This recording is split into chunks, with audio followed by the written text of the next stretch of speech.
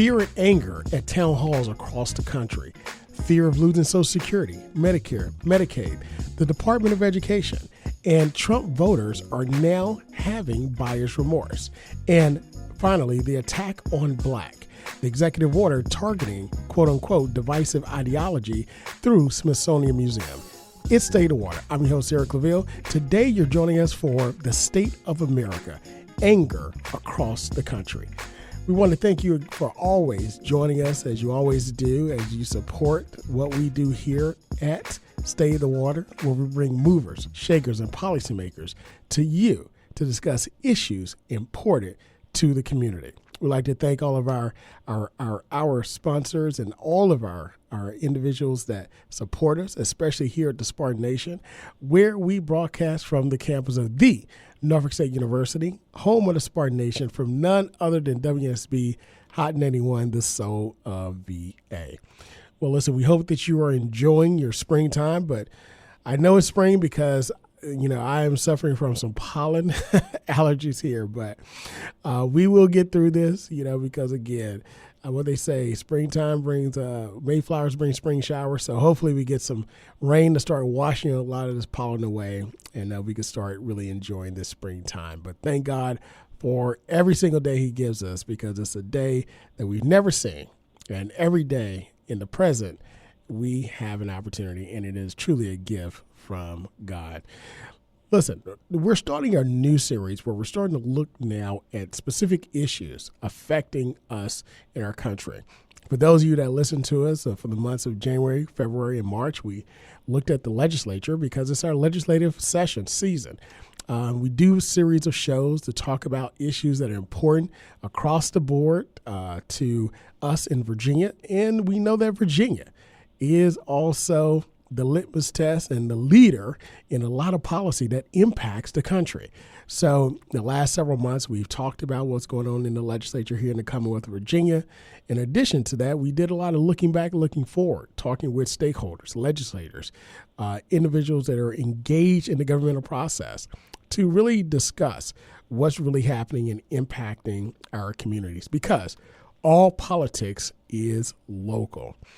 In addition to that, we'll take a look next week at really what happened at the legislature during the veto session, where the legislators came back just this past Wednesday to take up the governor's budget amendments and all of his vetoes that he had on various bills. So we're going to delve into that this month as well. But we're starting here in April to really start looking at other issues that are really affecting our country. And we're going to get into our primary season where we talk about individuals running for various offices, because it's election time. And that's in May and June. But right now, we're going to look at some hot issues and topics impacting us. So for this week, we're looking at the state of America. When I say all politics is local, we're looking at a lot of things that's happening in the White House and in Washington. A lot of people have trepidation. A lot of people are confused or thinking, well, wait a minute, we live in a country of checks and balances. So what really is going on? It seems like things are out of control. But to discuss these issues, and we're going to cherry pick a lot of issues because it's a lot to deal with. But I have with me my good friend and no stranger to this region or this show, but award-winning journalist himself, none other than Dr. LaVeist. LaVeist, how are you this morning? Hey, excellent. Fighting allergies like you, but thankful to God to still be here, man. Always a pleasure to be with you. Absolutely. Well, listen, as you would always say, get your popcorn ready, because the show has started. Well, the show has turned into a nightmare for some people. Yeah, the popcorn has run out, man. It's now time to, maybe take a stiff drink or two at this point. There's time for action now, boy.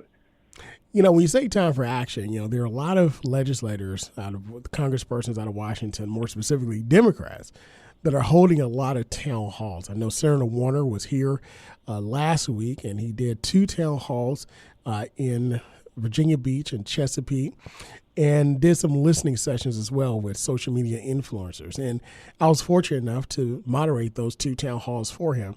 One held at Kempsville High School, where the auditorium held 774 people.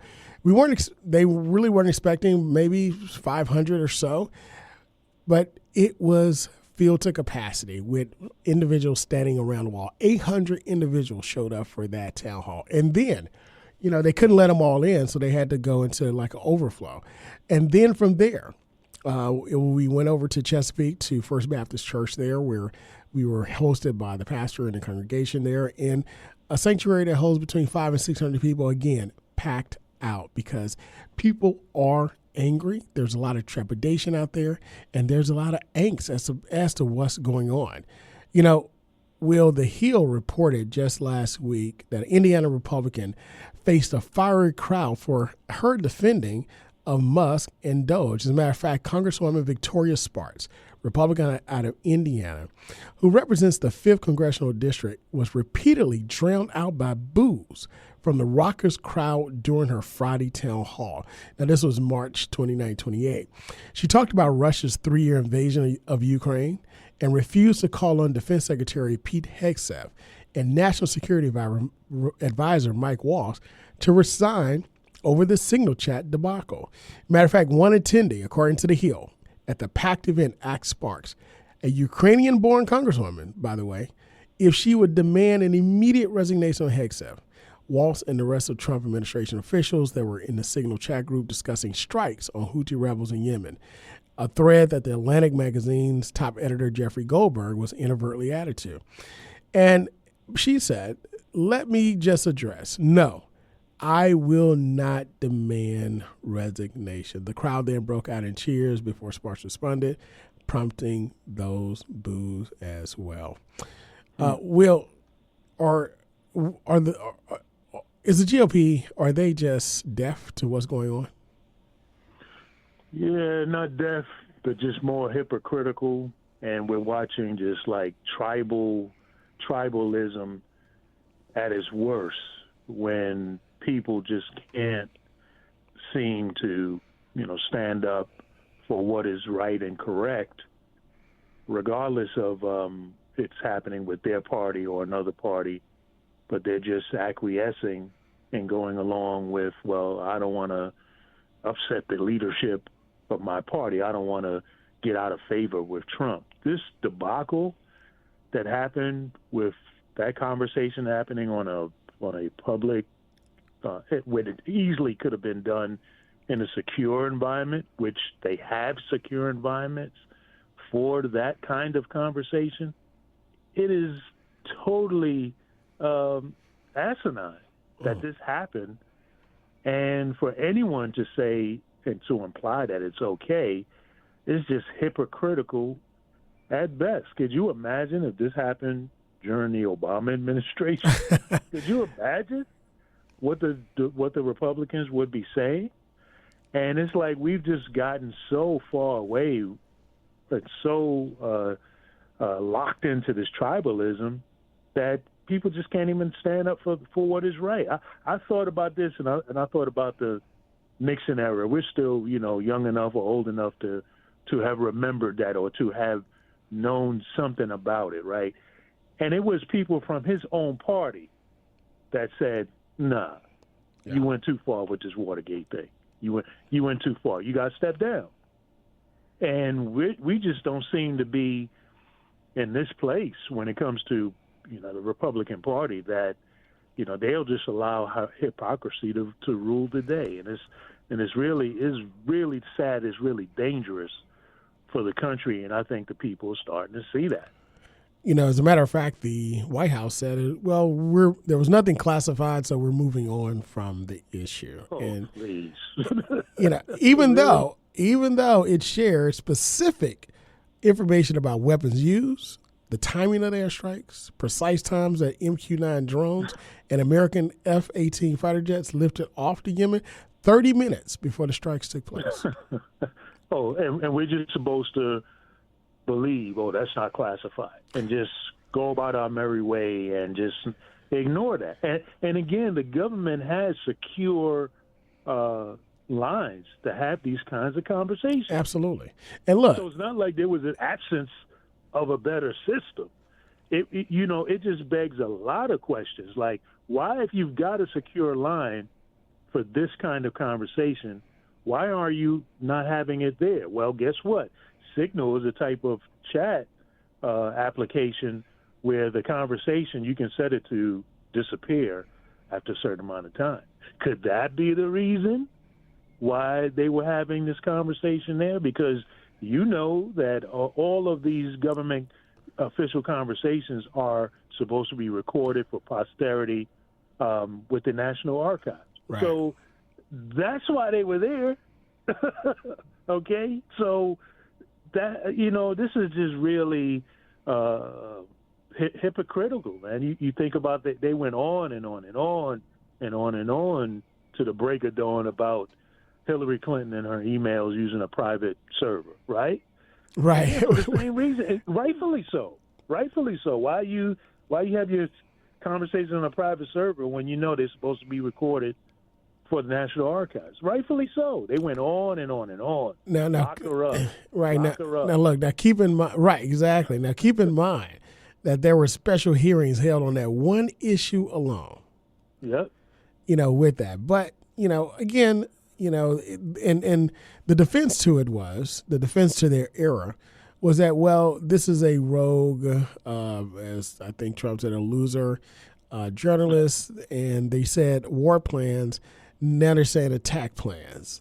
Basically, just wordsmithing, in semantics for the most part. But it reminded me of Clinton, Bill Clinton saying it depends what is what the word is, right? During the whole Monica Lewinsky affair. Come on, you did it or you didn't.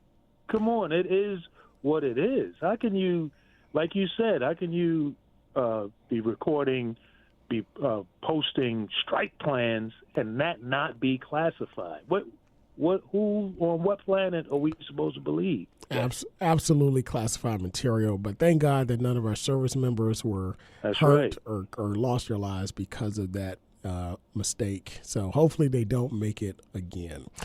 But according to the Hill also, Will, it says, apart from the discussion from the Signal chat brief, Congresswoman Sparks, again, who's Ukrainian-born, faced backlash for defending Doge's work. The advisory board has cut funding and looked to dismantle entire agencies and departments with the goal of, quote, rooting out waste and bolstering government efficiency. Now, how do you, lay off 8 to 50% of your staff, but then say it's more efficient? I have no idea. But again, this is coming from an administration at the head who filed bankruptcy 6 times, and the head of Doge, whose company was faltering but bailed out by a governmental multi-billion-dollar contract.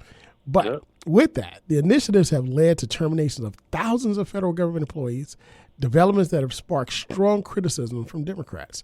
However, Congresswoman Sparks praised Doge, claiming the board has discovered, quote, true fraud, as opposed to false fraud, but true fraud, waste, and abuse, unquote, according to Courthouse News Service. She says, if you just came here to scream, then we will be unable to have a conversation, right? I want you to hear. You might not like what I have to say, but I thought you would like it. I thought you would like it, according to the Indiana Republican. She also is a supporter of NATO military alliance, calling it an important institution for the security of Europe, but adding, Washington needs to make sure Europeans do better too. So there it is, Will. Yeah, it's really, it's not shocking, because all of this that is happening, Donald Trump was saying would happen, and it was recorded and documented in the Project 2025 document. Absolutely. And we had already experienced Donald Trump in his first term. So we knew these things, but it comes down to, do you want to believe this? Do you want to act on it? And that's the part that's like a little shocking. Is like, I had more faith in people that they would understand what was coming down the pike, that it's written there. It's like it's hiding right in front of you.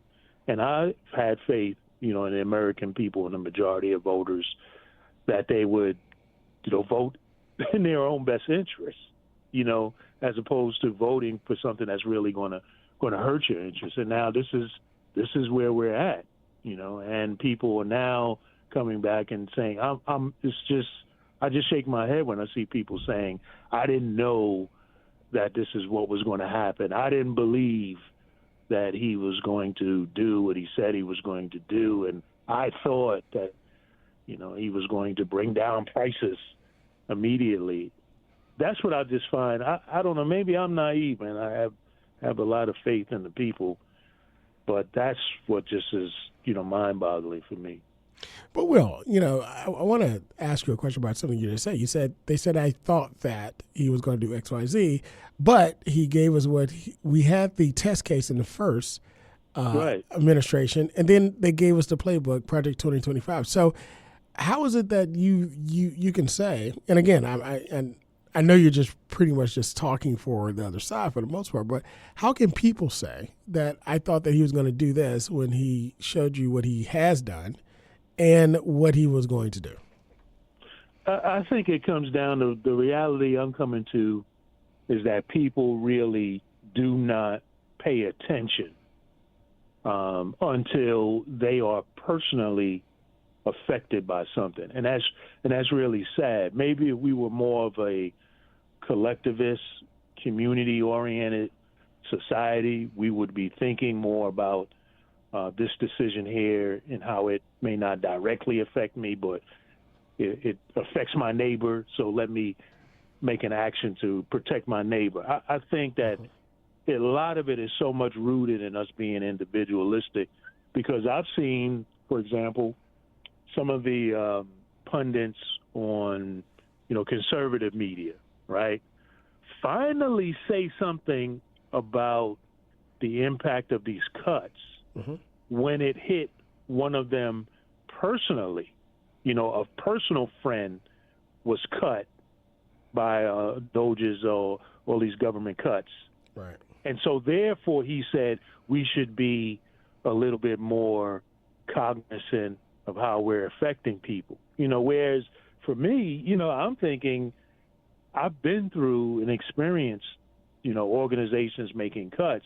And whenever an organization is saying that it's going to look for efficiencies, the number one thing that means is that's elimination of jobs, and which means eliminations of people's ability to, pay their mortgages and their rents and their children to go in school. It directly affects human beings. Yeah. So that's what I think is it's a certain level of selfishness until you're personally hit, and then all of a sudden, it matters, and you're ready to go into a town hall and go yell at somebody. Well, as a matter of fact, there's this post on Facebook that I ran across. It said, those who regret voting for Trump only regret it because he's hurting them, but they voted for him to hurt others. Exactly. Yes, exactly. I think that's profound. And I think that's sad. And that's a little shocking for me. Like I say, I'm admitting my own naivete, that people in a country wouldn't operate like that. It's like, it's going to hurt other people, so I don't care. But then as soon as it hurts me, now he's bad. Now this is bad. No, this is what he was saying he's going to do. Absolutely. What do you mean? According to BuzzFeed, they are quoting and using a story from CNN. It says that a woman who called herself a MAGA junkie now regrets voting for Trump after getting fired during the government purge. As a matter of fact, she said, I cried. Jennifer Pidgett told the network, it's a really scary thing, and I was embarrassed. She said targeting working class Americans for layoffs just don't make sense to her. I expected more from President Donald Trump. Another worker at the same facility where she worked, who did not want to be identified, retired rather than face a layoff to keep her health insurance. Like Pidgett, she voted for Trump as well. They said, I'm for balancing the budget, the type of thing, but not in this context. It's just not right. Pidgett and many others who were initially fired, according to the news report, are now on paid administrative leave as the layoffs are challenged in the court.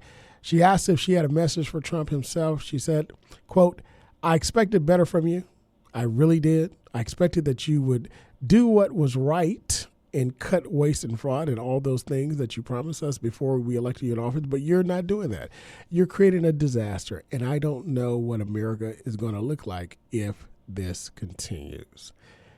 Does that sound like buyer's remorse?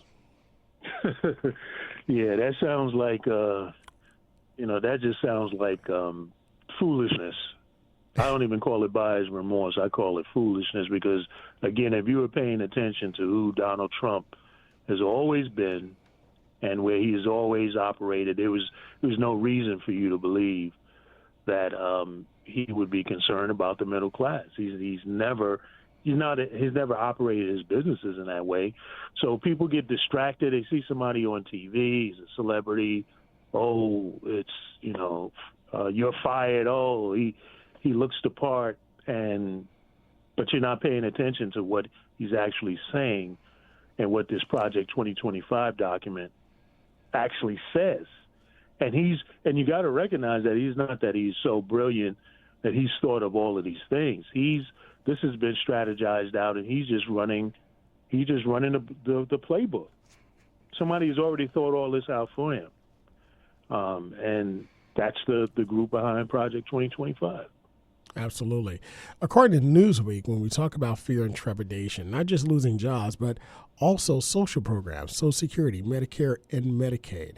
According to Newsweek, across multiple states, constituents confronted their representatives at town hall meetings with concerns over Social Security that may be cut in the Trump administration's ongoing effort to reduce what's called federal spending.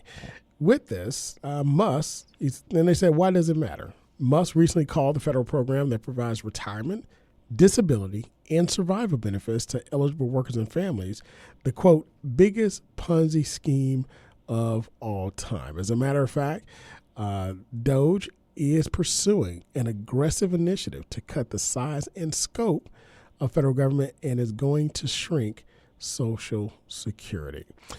Now, Republicans controlling the White House, Senate, and House representatives, and minimal organized opposition as seen in Senate Democrats' recent approval of the GOP-led stopgap bill, which we'll talk about later. Constituents in red districts are holding their leaders accountable over concerns about Social Security. Representatives in several states are holding these town halls, but they face this intense questioning over budget, workforce cuts, as well as concerns about entitlements. So now, Will, there's an issue over entitlements. All of a sudden.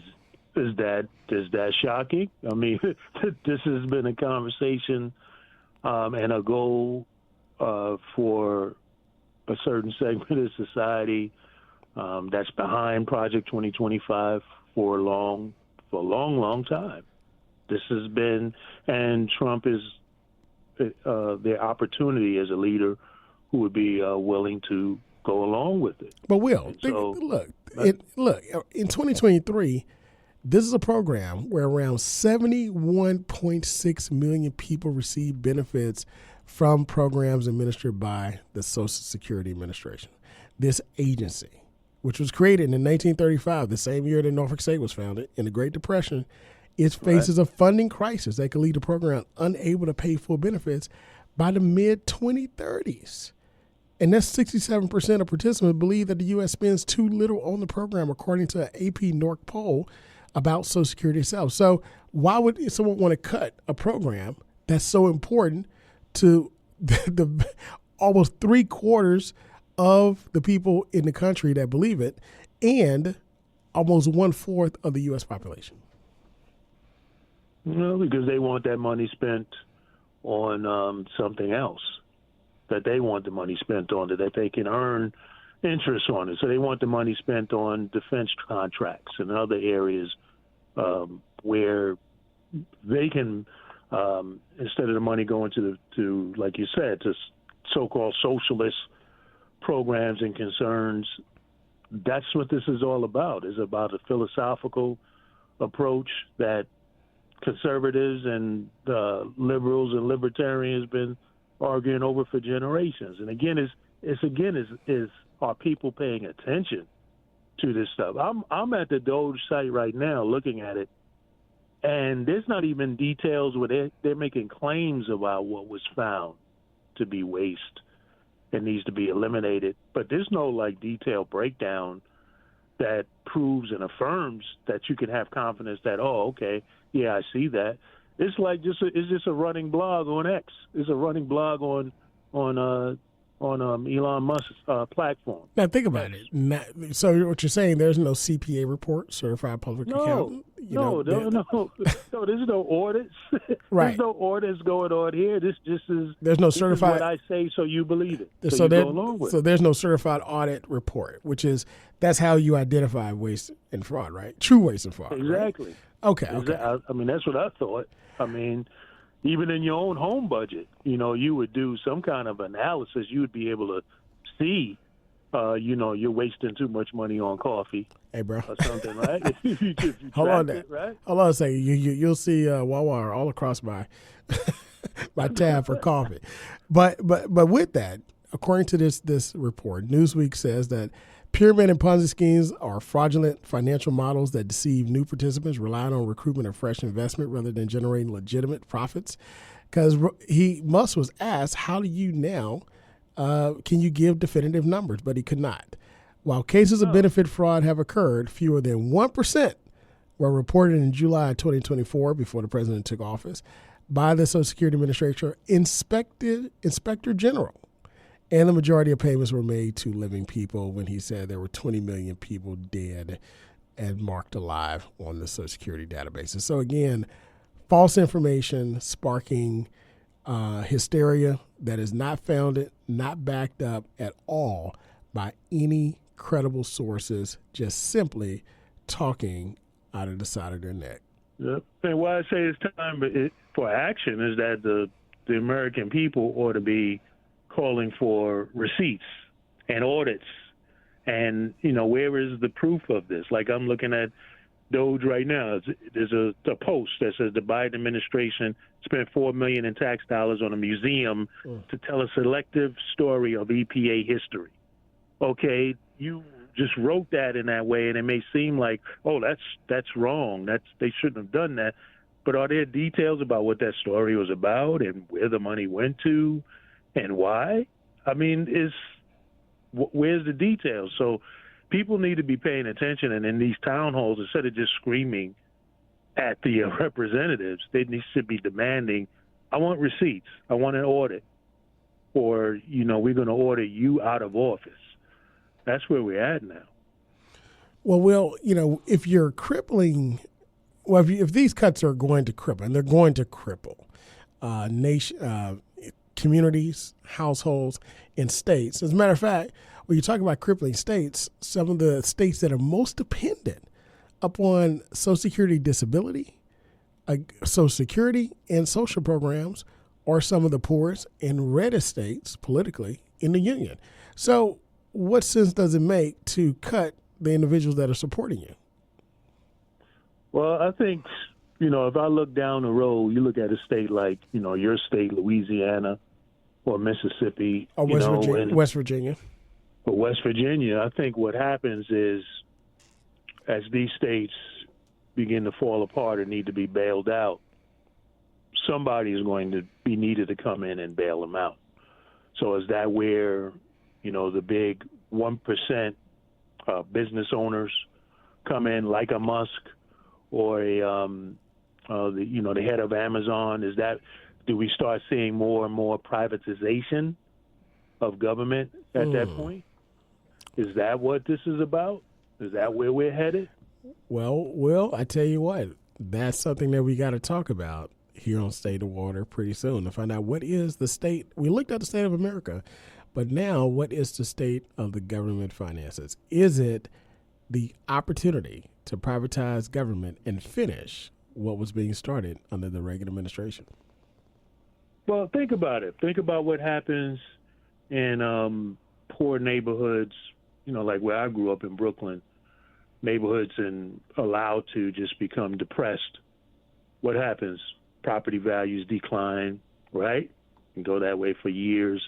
And then all of a sudden, someone decides, hey, it's time for gentrification.